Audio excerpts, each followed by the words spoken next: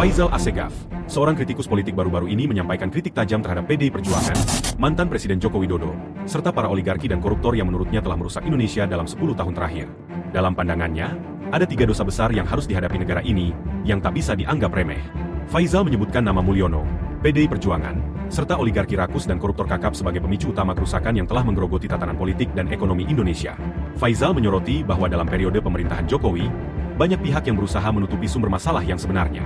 Ia menegaskan pentingnya untuk tidak terjebak dalam permainan licik yang kini tengah dimainkan oleh tokoh-tokoh besar seperti Megawati, Jokowi, dan para buzzer yang saling berkelahi.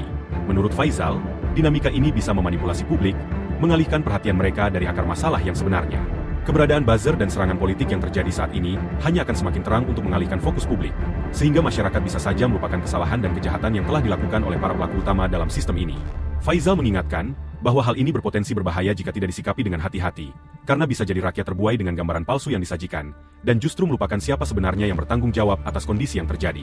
Menurutnya, sangat penting bagi publik untuk tetap waspada dan tidak terjebak dalam ilusi politik yang dibuat-buat. Keberhasilan manipulasi informasi seperti ini hanya akan menambah masalah dan memperburuk keadaan yang sudah terpuruk. Dengan kritik yang mengarah langsung pada pusat kekuasaan, Faisal mendorong kita untuk lebih jeli dalam melihat realitas yang terjadi, tanpa terbawa arus yang diarahkan oleh mereka yang memiliki kepentingan tersembunyi.